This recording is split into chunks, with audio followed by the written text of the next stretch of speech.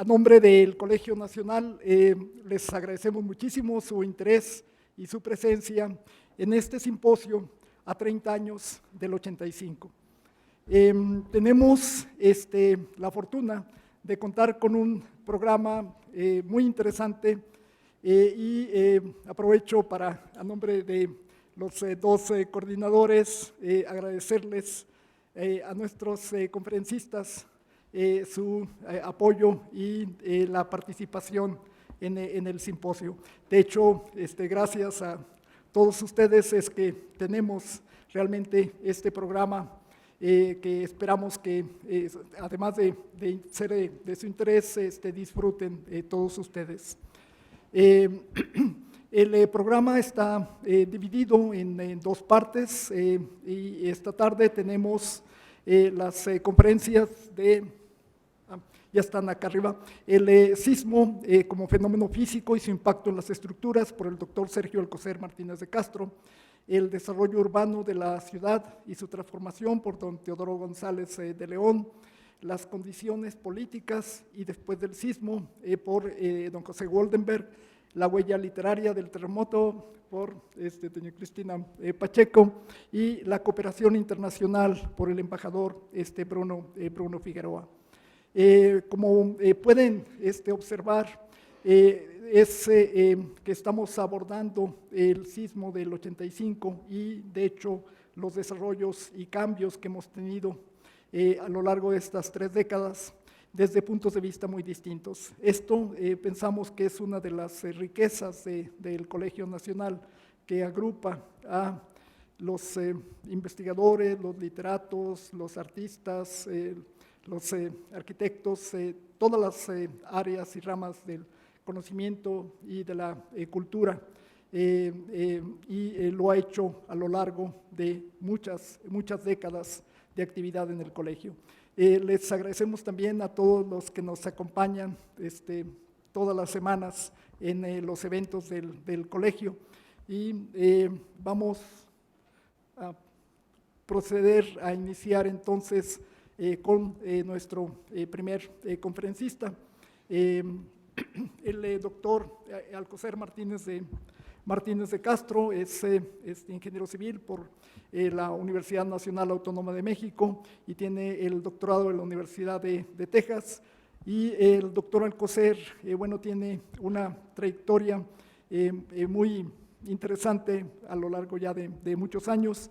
Entre sus muchas y múltiples actividades, ha sido director del Instituto de Ingeniería de la universidad, secretario general de la universidad y recientemente subsecretario de Energía y subsecretario de Relaciones Exteriores.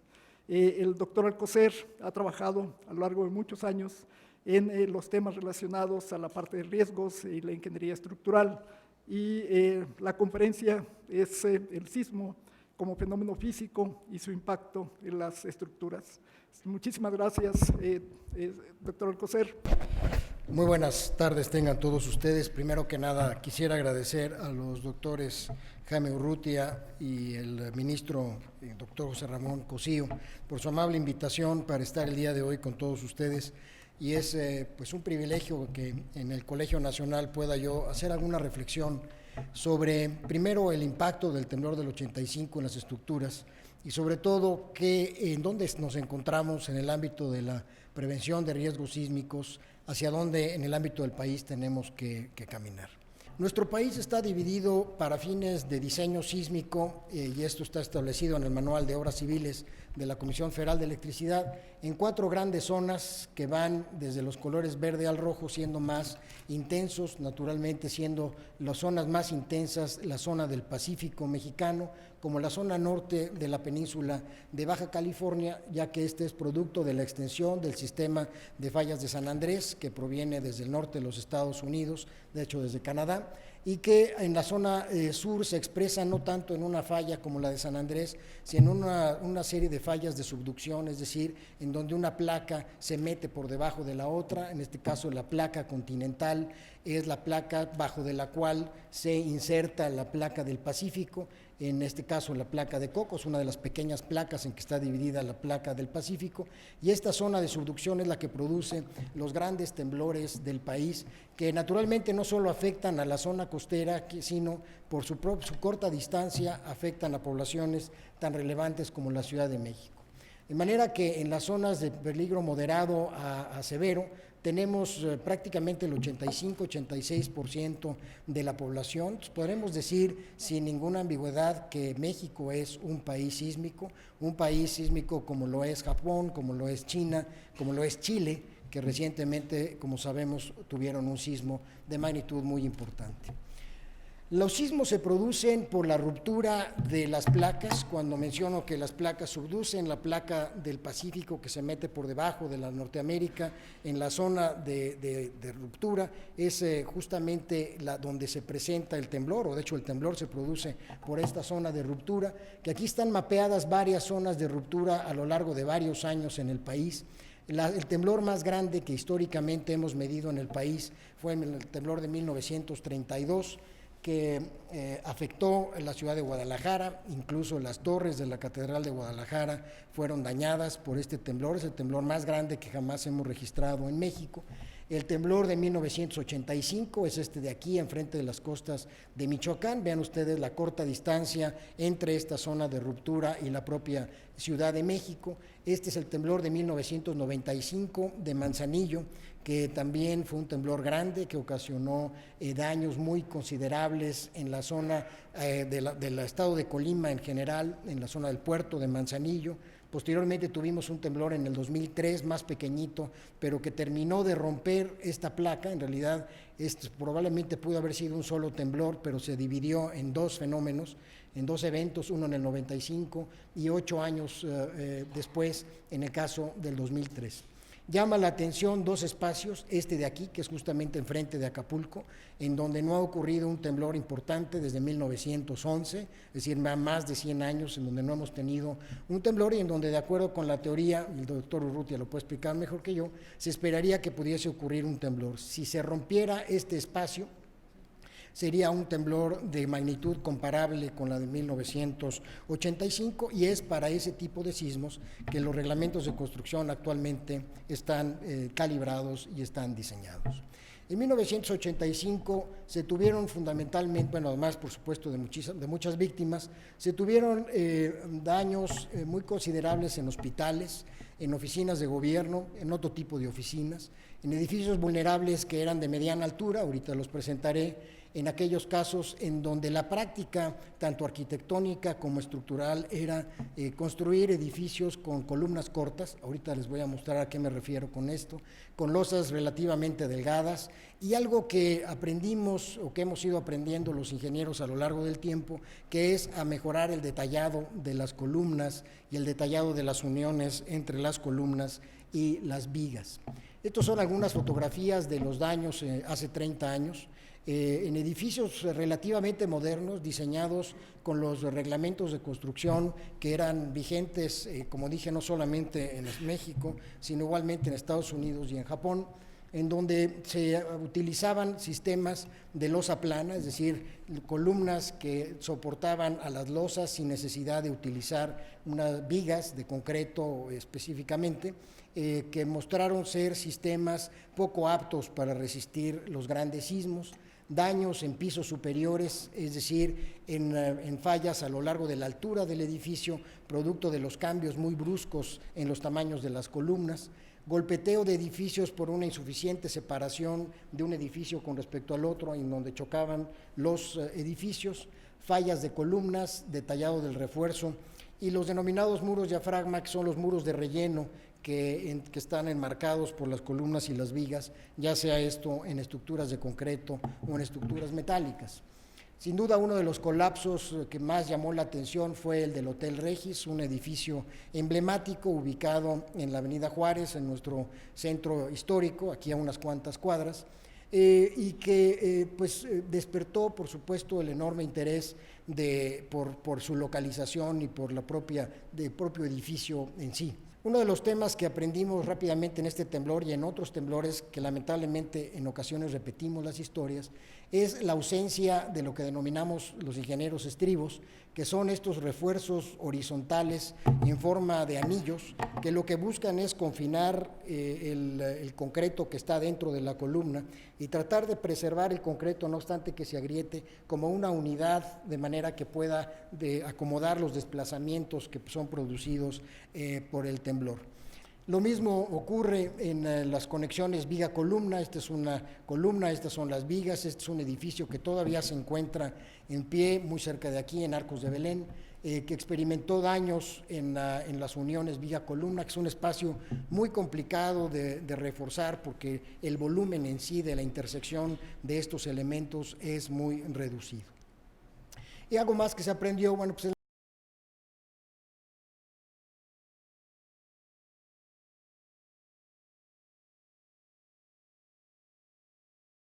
la necesidad de detallar adecuadamente, es decir, de tener cuidado de cómo se coloca el acero de refuerzo, de modo que al momento que sea exigido por los temblores, por el desplazamiento lateral que sufren las estructuras, el acero de refuerzo realmente contribuya a la resistencia de las estructuras. La mayor parte de los daños, de acuerdo con los diferentes levantamientos que se hicieron en aquel momento, los edificios que más se dañaron fueron estructuras a base de concreto, como estructuras a base de losa plana. La losa plana se las describí como estas losas directamente apoyadas en las columnas, y los marcos de concreto, columnas y vigas, que se comportaron mal por el tipo de detallado que no era el adecuado para resistir los sismos. Y finalmente lo que propongo aquí es que cambiemos el paradigma, que hablemos de prevención, que ese sea el moto de la reducción del riesgo en general, no nada más ante sismos, y sobre todo que nos convenzcamos a nosotros mismos y nosotros a su vez a los tomadores de decisiones que la mejor inversión que un país puede hacer en el ámbito de los desastres es prevenir sus efectos. Por cada peso que se invierte, varían las estadísticas, pero nos ahorramos entre 5 y 8 pesos. Entonces, y eso es en el ámbito económico. Naturalmente en el ámbito de las vidas no hay manera de ponerle un precio a la vida, pero pues claramente demostrado que una inversión en la prevención nos evita las víctimas, como ocurrió en nuestro caso en el temblor de 1985. Pues con esto cierro mi intervención y de nuevo pues agradezco al Colegio Nacional, a los doctores Urrutia y Cosío su amable invitación, y espero sobre todo haber dejado una semilla en la mente de nuestros jóvenes de la importancia de la prevención, de informarse sobre los riesgos y de que transmitan a sus familiares y amigos que la mejor manera de invertir en la reducción de sismos es prevenir los daños que puedan darse en el caso de la infraestructura. Muchísimas gracias.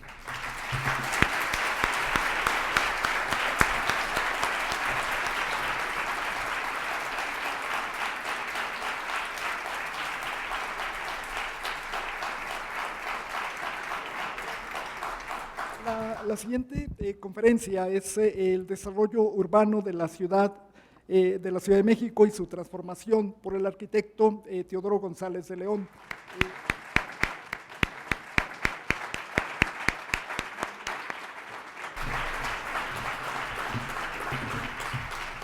Muchas gracias, Jaime. Y gracias por haberme invitado, José Ramón.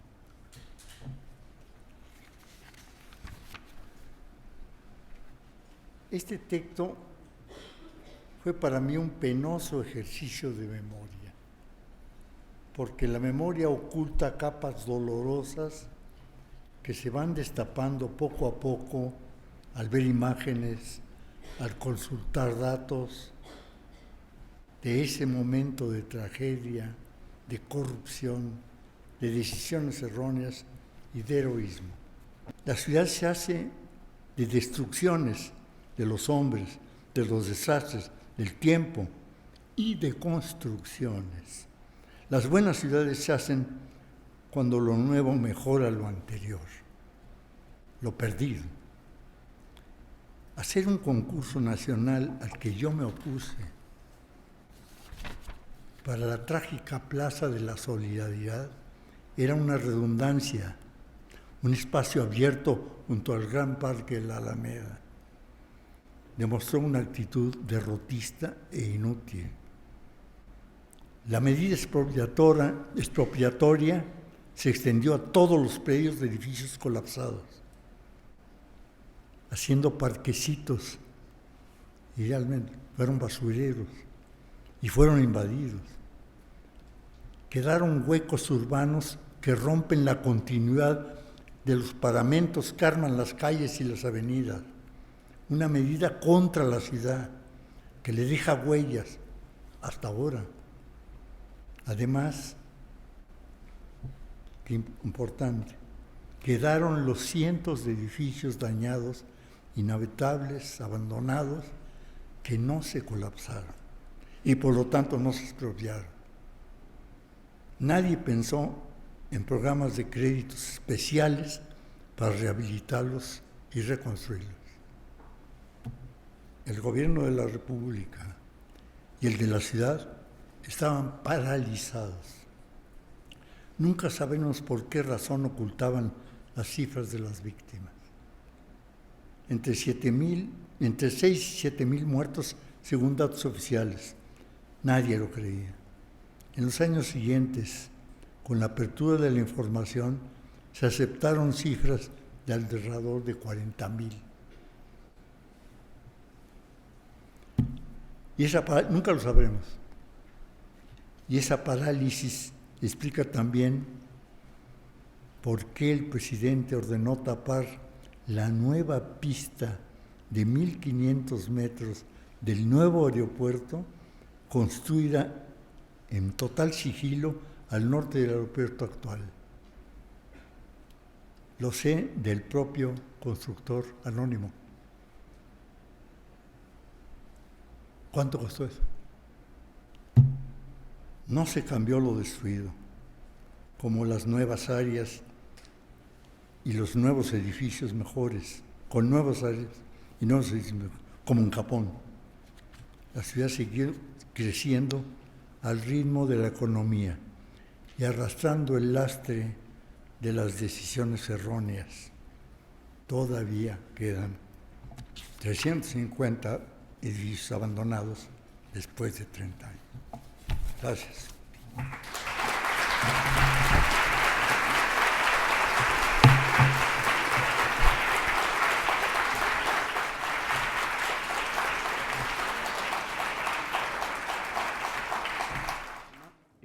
Nos corresponde ahora al maestro José Woldenberg conversar sobre las condiciones políticas durante y después del sismo.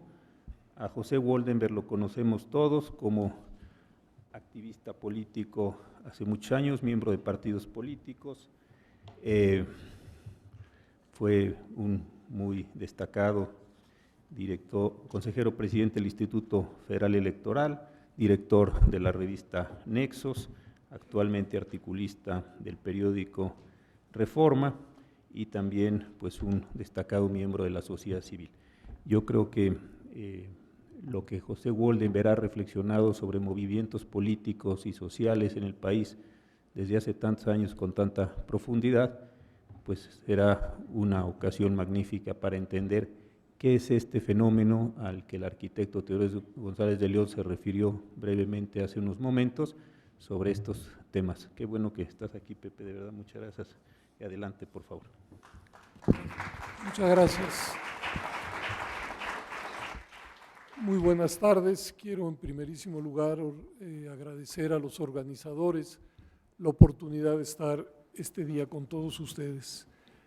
Me han pedido que diga algunas palabras sobre las condiciones políticas antes y después del sismo, que en efecto sacudió no solamente la tierra en el año de 1985, sino también las percepciones y actitudes.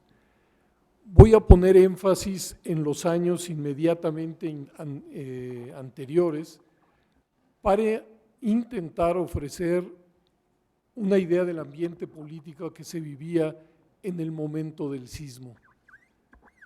Creo además que va a ser una lectura un tanto cuanto contrastante con lo que acabamos de oír, porque tanto el doctor Alcocer como el doctor González de León, pues son auténticos especialistas, uno en ingeniería, el otro en arquitectura, y yo lo que voy a dar es una visión sobre la política en los años previos y posteriores al sismo. Recordemos, México vivió en 1976 una elección presidencial sin competencia alguna. El único candidato presidencial, el licenciado López Portillo, había sido postulado por el PRI, el PPS y el PAN. El PAN, el tradicional partido opositor, no había lanzado a candidato alguno porque en su convención ninguno logró los votos necesarios que fijaban sus estatutos. Y el Partido Comunista, sin registro, postuló al respetado sindicalista Valentín Campa en una campaña testimonial en la cual exigía su registro para poder contender en el mundo institucional electoral. Total, todos los votos válidos fueron para el candidato oficial. No obstante, el frente opositor se resquebrajó. El FDN y el PAN, cada uno por su parte, optaron por estrategias distintas. El FDN afirmó que su candidato había ganado la elección, mientras el partido que apoyó a Cloutier decía, cito, que con base en los datos que posee y en sus propias estimaciones, sostiene que aunque las cifras apuntan a favor de su candidato, están de tal manera viciadas por tan numerosas y tan graves irregularidades que habría de anularse la elección y convocarse a nuevos comicios. Lo cierto, sin embargo, es que la Comisión Federal Electoral estaba en manos del PRI, por lo que esa instancia poco se podía hacer y había que esperar lo que sucediera en el colegio electoral de la Cámara de Diputados, encargado de la calificación de la elección presidencial. Resultaba crucial entonces saber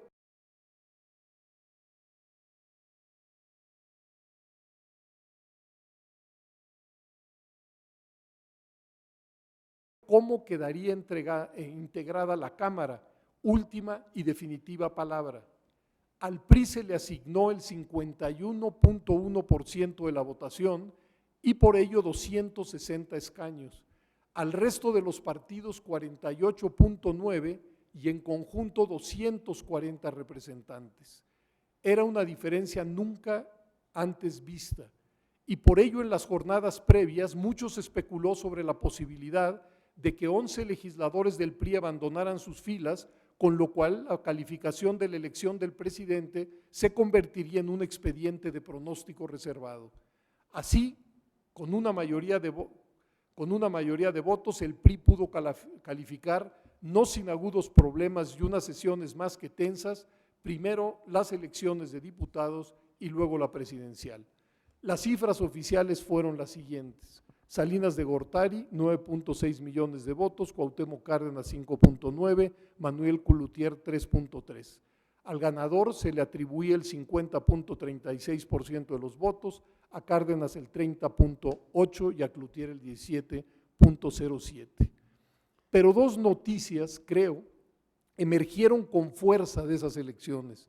La primera es que por fin teníamos elecciones competidas, que los diferentes partidos y coaliciones lograban expresar y tender puentes de comunicación con franjas distintas de ciudadanos y que los comicios podían ser lo que los libros de texto suelen decir, auténticas contiendas entre fuerzas políticas diferenciadas. La muy mala noticia era que por desgracia ni las normas, ni las instituciones, ni los operadores estaban capacitados para procesar con limpieza y transparencia los resultados electorales. La gran asignatura pendiente entonces era la de construir un entramado electoral imparcial capaz de ofrecer garantías no solo a los partidos y candidatos, sino al conjunto de los ciudadanos. Pero esa sería ya otra historia. Muchas gracias.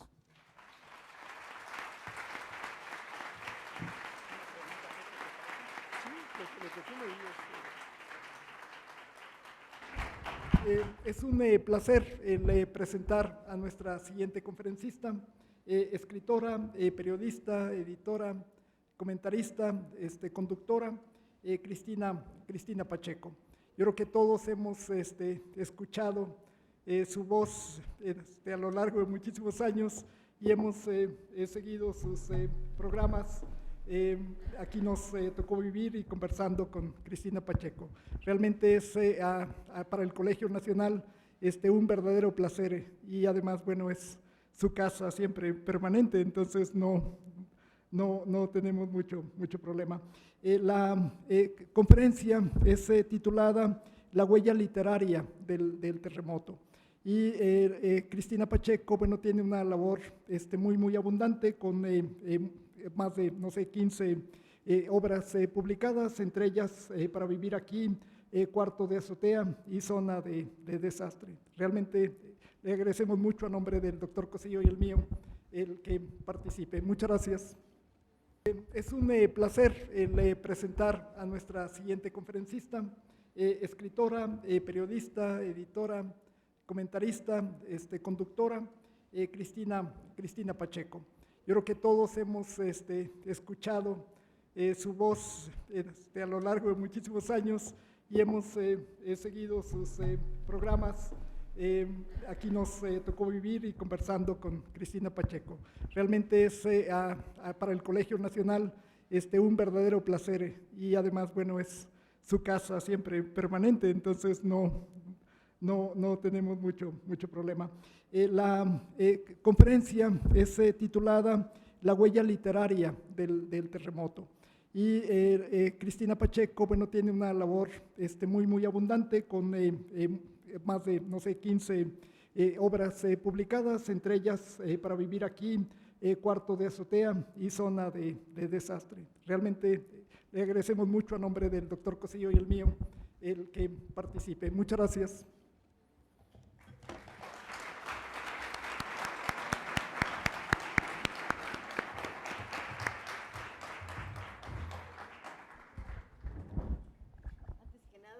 Muchísimas gracias por su compañía.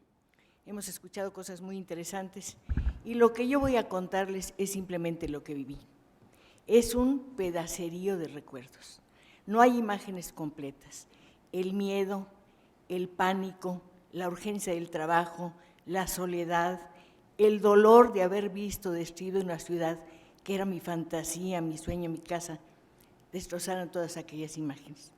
Para recuperarlas, voy a tener que hacer lo que se hace con un caleidoscopio. Se agita y aparecen nítidas las imágenes. Cuando un periodista tiene que hacer su trabajo, tiene una doble tarea y una doble dificultad. Por una parte, debe estar atento a ver y oír lo que les pasa a los otros, pero también darse unos minutos para ver que eso que afecta a toda la comunidad le afecta a uno profundamente. Yo tenía que salir a trabajar, pero tenía 2 hijas pequeñas. Tenía que hacer mi tarea, pero tenía que cuidar una casa. Y toda la historia comenzó justamente la noche antes, 18 de septiembre. Deben haber sido las 7 de la noche. Me encontré en Reforma con un joven boxeador que iba a tener su primera pelea profesional. Entramos en el primer lugar donde pudimos sentarnos. Yo tenía prisa, tenía ansias, no sé por qué. Hicimos la entrevista muy rápido y le dije, fíjese que me siento un poco rara, como que tengo miedo. Dice, es que ya es tarde para que usted vaya a buscar sola su coche y yo la acompaño. Cuando salimos, no miento, el cielo estaba entre morado, amarillo, rojizo y sentí un miedo espantoso. Tanto que no llevaba coche, llevaba taxi, cosa que nunca me ha ocurrido en mi vida de periodista. Olvidé mis notas para la entrevista en el taxi. Me di cuenta cuando llegué a la casa y pensé, bueno, mañana voy muy temprano al sitio donde tomé el taxi, a lo mejor ahí me pueden decir quién es el taxista y me guarda mi libreta. Uno se duerme un miércoles y hace planes para el jueves, pero uno nunca sabe nada. Y todo lo que pasó aquel 19 de septiembre empezó en mi casa con ese pequeño canto, con esa sinfonía de las cosas pequeñas. 7 de la mañana, uno tiene obligaciones de llevar a las niñas a la escuela, ya todo el mundo está bañado y está listo, estamos terminando de hacer los preparativos. Hay algo que se dice y veo al gato, pero el gato pasa a una velocidad tan terrible que digo, ¿qué le pasa al gato? Encontró un animal y empiezo a sentir que todo se mueve. Y dije, me estoy mareando, pero horrible. Horrible porque en efecto todo se movía, pero a una velocidad progresiva. Entonces empezó aquella sinfonía que les digo. Cayó el reloj, cayó un espejo, sonaban los prismas de los candiles o del candil que hay en el cuarto, cayeron en la cocina los platos, los vasos, se oía un ruido terrible, se oía el ruido del agua en el tinaco. Creo que en ese momento, y no me digan que no, todos recordamos las oraciones olvidadas. Solo pensé en rezar la Magnífica, no me acuerdo cómo la recé, no me importa. Me agarré, puse a mis hijas cerca de mí y con las manos, que era lo único que tenía, trataba de detener las paredes de mi casa. Es lo único que tengo en el mundo, lo adoro. Es, no sé, una especie de libro en el que han pasado muchas cosas. Y aquel día pasó que yo quería salvar mi casa con las manos, que era la cosa más absurda. Temblaba tan fuerte que la puerta del baño se abrió y vi en la casa de enfrente una mujer parada en la azotea, desconcertada, mirándolo todo, mirándome a mí con mi miedo y yo a ella con el de ella. Vino un silencio un poco largo, un desconcierto. ¿Qué pasó con la luz? Se fue. Bueno, no importa, hay que ir a la escuela. Pensamos que había sido una cosita. En realidad no creo que nadie se haya dado cuenta inmediatamente de lo que había sucedido. Siento pánico, tristeza, dolor de decir lo que vi cuando salí de mi casa a dejar a mi hija a la escuela. Primero, calles solitarias, pocos automóviles, pero luego unas sirenas y unos carros de bomberos, y dijimos, ¿a dónde irán? ¿Qué habrá pasado? Pues no importa, pero ¿no huele raro? Sí, huele a quemado, huele a gas, pero vamos a la escuela porque no hay que faltar, es jueves, ya va a ser viernes y luego te quedas con mucha tarea, le dije a una de mis hijas. Llegando a la escuela me encontré a muchos padres que, como yo, estaban completamente desconcertados entre si cumplir con el deber escolar o llevarnos a los niños a la casa. Yo dejé que mi niña entrara a la escuela, pero dije, no, esto es una locura lo que estoy haciendo. Pedí que me la devolvieran, la directora no quería porque dijo que las normas pues no podían cambiar, era día de clases, ya era hora de que entraran a la escuela y dije, no me importa nada, me llevo a mi hija, aunque la corra, aunque la expulsa, no me importa.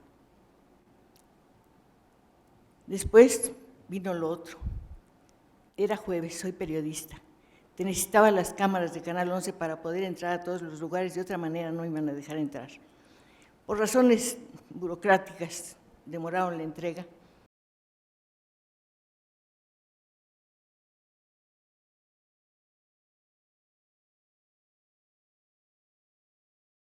No pude salir inmediatamente, pero salí a caminar.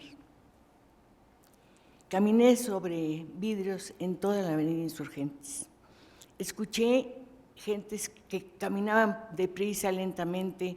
Nos preguntábamos unos a otros, ¿qué pasó? ¿A dónde va? ¿Qué ha sucedido con todo esto?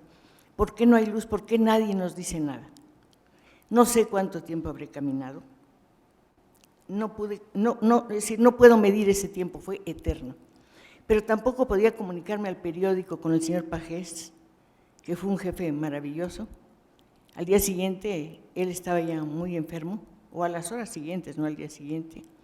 Lo encontré, como siempre estuvo mientras trabajó, parado a la mitad de su oficina, que estaba toda llena de polvo, medio destruida, no se destruyó porque es un edificio magnífico. Y le dije, señor Pajés, usted está muy malo de los pulmones, ¿qué está haciendo aquí?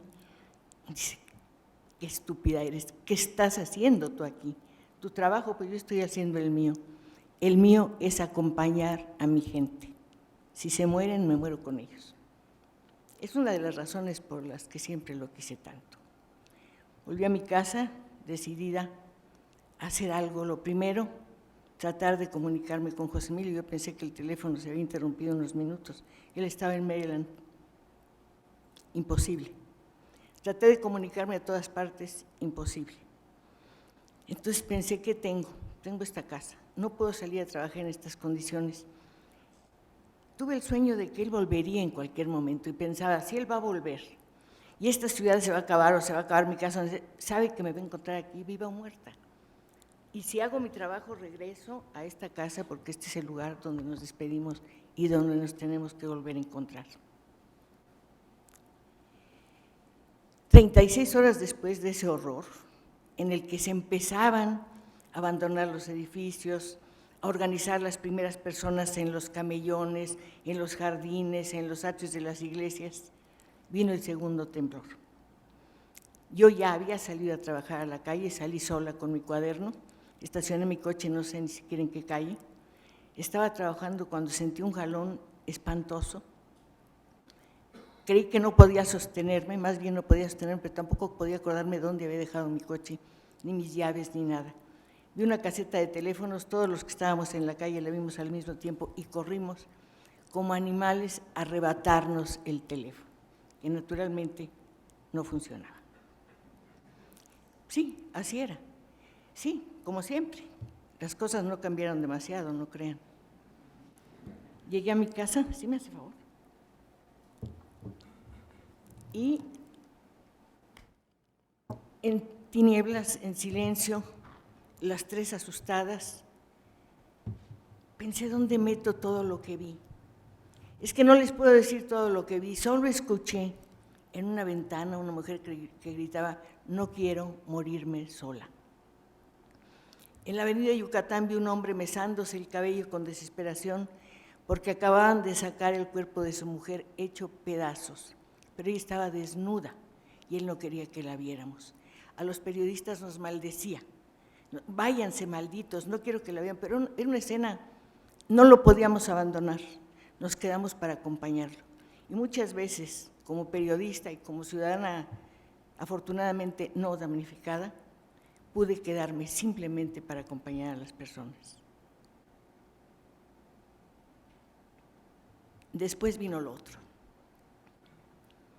El recorrido por las casas vacías, deshechas o habitadas por una sola persona.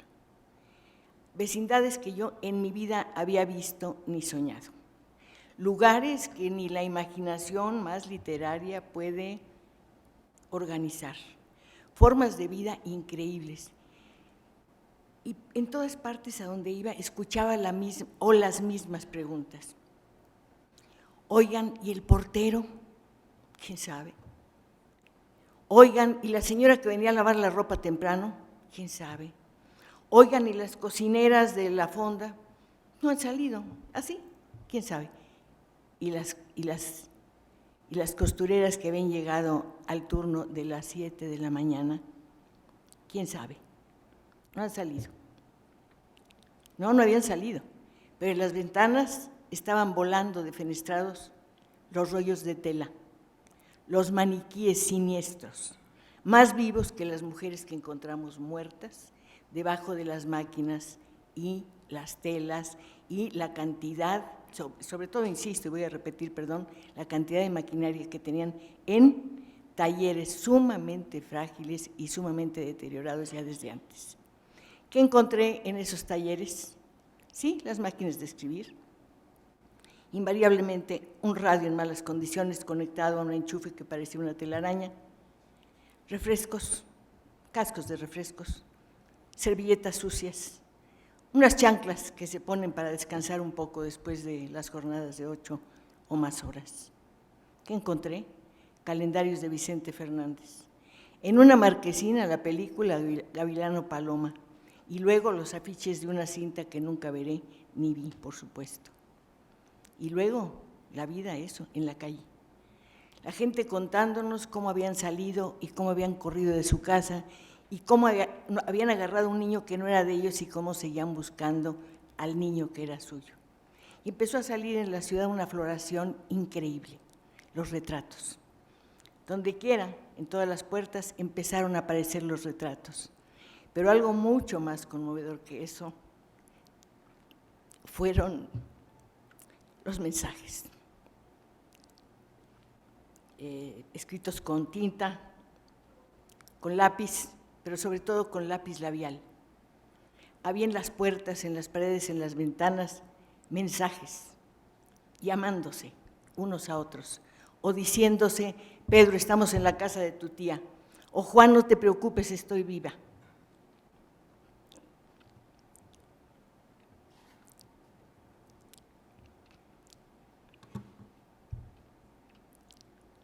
Por esas personas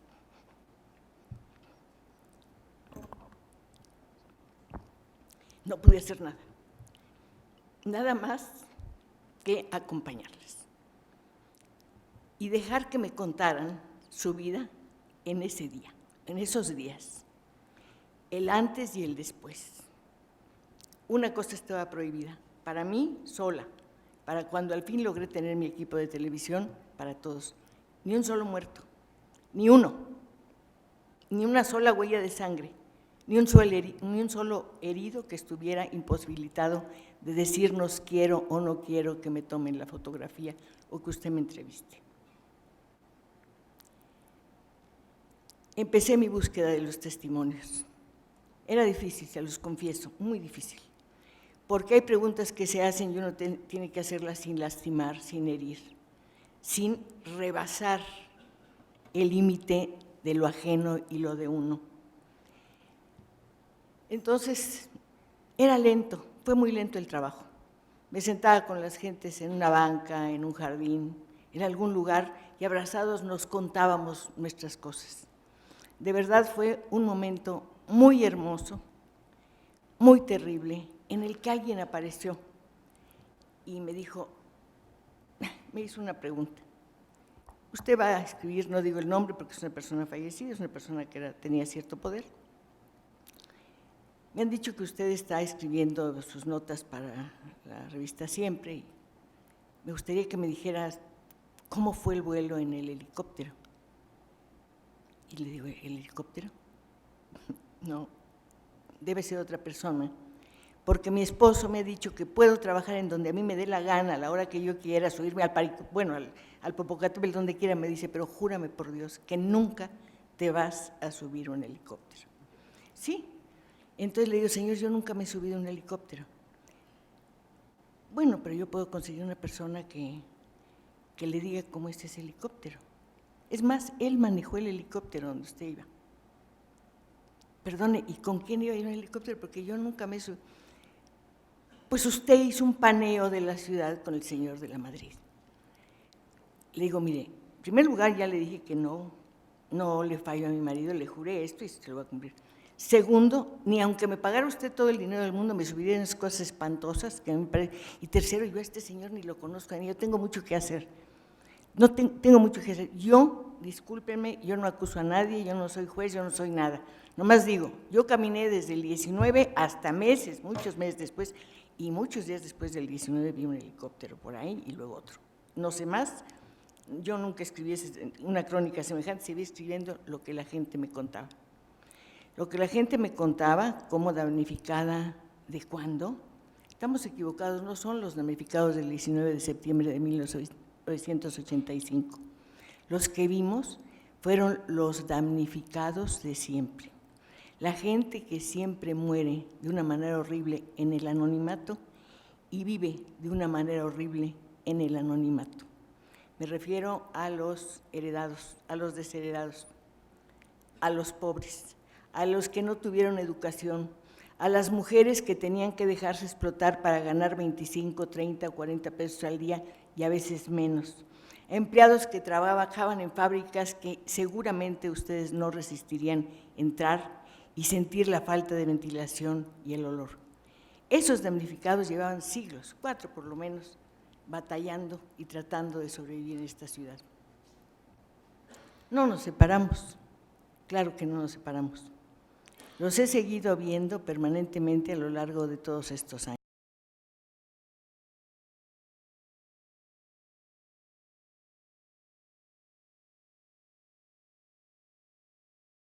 años. Hemos crecido juntos y envejecido juntos. Me da mucho gusto cuando voy a un mercado, por ejemplo, donde trabajé tanto, y alguien me dice, cuando usted vino a mi casa, yo era una niña de 5 años, y me acuerdo de usted, y usted tenía, le digo, niña, cállate, no seas impertinente, ya sabemos cuántos tengo ahora. Por supuesto que los tengo y me da mucho gusto, porque cumplir un año más es sobrevivir. Sobrevivir a aquello fue algo muy especial. Sobrevivir al dolor de uno y al dolor de los otros fue algo muy especial. Solo quiero contarles una última historia. Una de las zonas más damnificadas fue San Camilito, donde estaban los mariachis y demás. El edificio, eran 3, era algo espantoso. Pero además todo lo que quedaba de escaleras y de patios comunales y demás, estaba lleno con los instrumentos musicales de los mariachis, con cintas de música, ¿se acuerdan que se usaban los cassettes? Pero sobre todo estaban los cuadernos de los niños que esa mañana se iban a ir a la escuela. Las mujeres, las esposas de los mariachis, buscándolos entre las ruinas, se pusieron unos trapos en la cabeza para que no les cayeran las piedras, porque por donde quiera nos caían cosas, y así, arropadas en trapos, escarbaban con las manos y movían las piedras buscando a sus maridos. No sé a cuántos habrán encontrado, no lo sé. Otra escena de rescate que no quisiera haber vivido, el CONALEP. Eran niños, no quedó uno solo. Hubo un rescatista, de quien nunca he sabido el nombre. Después supe una triste historia de él, la Pulga. Era tan pequeñito que podía meterse por cualquier parte. Se metió por todas, pero no encontró a nadie. Hay historias muy lindas de los perros. Cuando llegaron las brigadas internacionales, trajeron perros muy elegantes, muy bien entrenados, muy fuertes, pero no podían tomar agua de la llave, ni comer huesos o basura. Había que curarlos, trabajaban media hora y descansaban 3 horas. Aquellos perros. Pero Canica, que era un perro amarillo, todo jodido, podía meterse entre los escombros todo el tiempo, tragaba lo que le diéramos o lo que le dieran y punto final, y rescataba gente y no hablaba ni francés ni animal, porque además a los perros había que darles órdenes en inglés, o en francés o en alemán. Hubo mucha solidaridad entre la gente, nos ayudábamos. Había quien hacía cosas como regalar dulces en las calles, había quien se acompañaba con los otros. A ver, por ejemplo, y aquí quiero terminar mi historia, el día que se aplicó el Plan Regis. Era noviembre, hacía frío, habían decidido dinamitar los restos del edificio y de todo el complejo. Un ingeniero nos pidió que nos mantuviéramos atrás de la raya, ahora sí, y nos explicó lo que iba a suceder, como se le explica a alguien cómo se le va a poner una inyección letal a un condenado a muerte.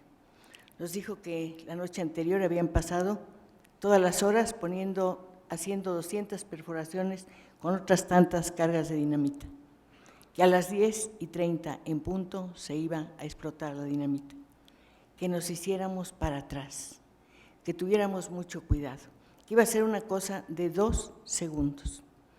Antes de que se escuchó un conteo como con claxones, y como éramos tantos los que fuimos a ver el fin de ese hotel que representa tanto de la vida en México, había alguien que decía, ay Dios mío, yo ahí pasé mi noche de bodas, aquí conocí a fulana, aquí conocí a sutano, y yo recordé que muy poquito antes había entrevistado ahí a Margarita Mendoza López, que me decía, vivo aquí porque ya estoy casi ciega, aquí tengo compañía, pero aquí se toman las mejores naranjadas del mundo, por eso vivo aquí. El estallido duró muy poco tiempo, se acabó una etapa de México, todo fue una nube de polvo espantosa, y lo único que acerté fue agarrar a mis hijas y cuando pude levantar un puñado de polvo que guardé. Lo sembré tontamente en una planta, en una maceta. Ahí se va a quedar. Es parte de una historia perdida, una historia pequeñísima, esa del polvo, que para nadie tiene importancia. Para mí sí. Yo cuando llegué de niña a la Ciudad de México, una de las primeras cosas que vi y que me maravilló fue esa calle, ese edificio, la Alameda, pero antes que todo, la luz de neón en Insurgentes. Esa se apagó. Gracias.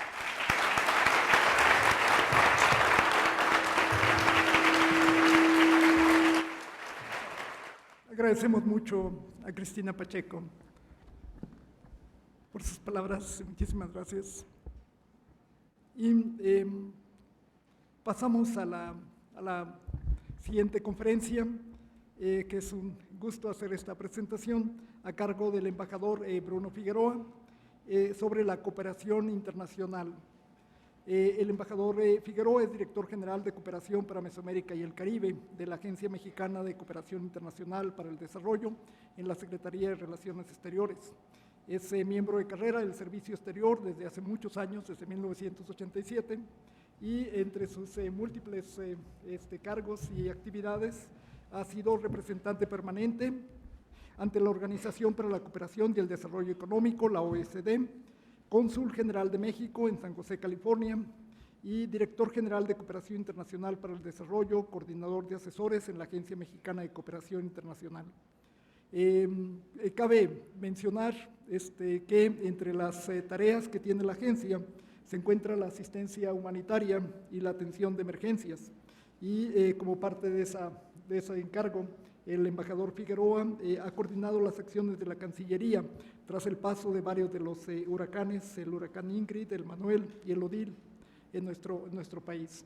Muchísimas gracias a nombre del Colegio Nacional y de los dos coordinadores el aceptar esta invitación. Muchas gracias, señor embajador. Al contrario,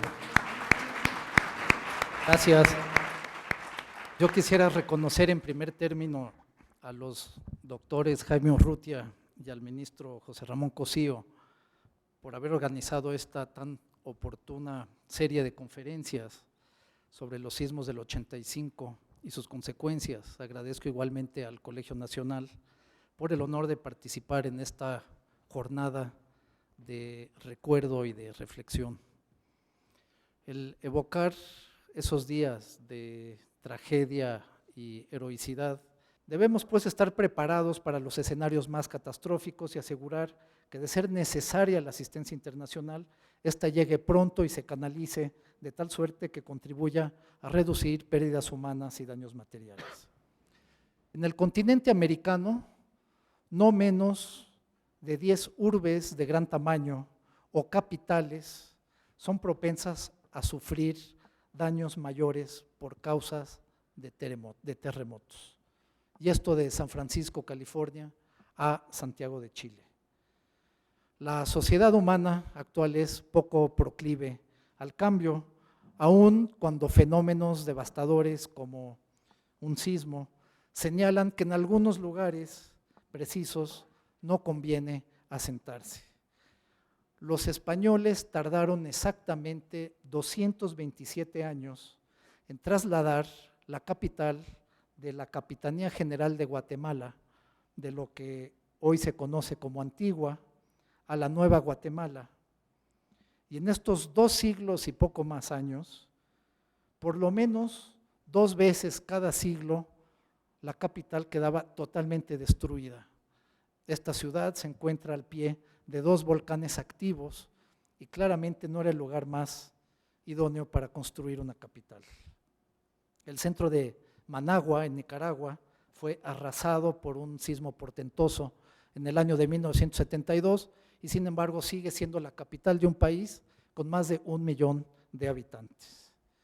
Tenemos entonces que protegernos y estar listos en cualquier momento para asistirnos a nosotros y a nuestros países vecinos.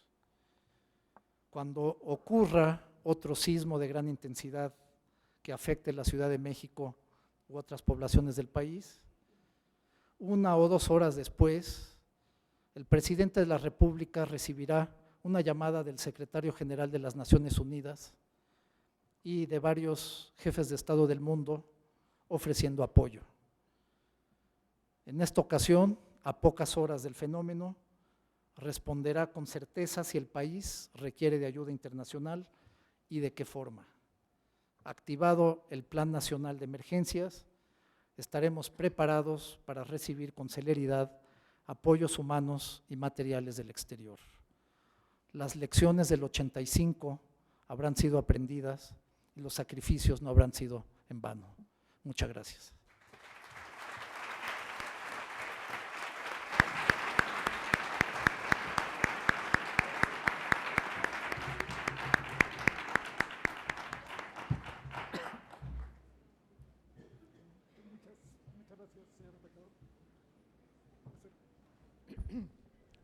Bien, pues muchísimas gracias a todos, les agradecemos mucho el interés a este simposio a 30 años del 85.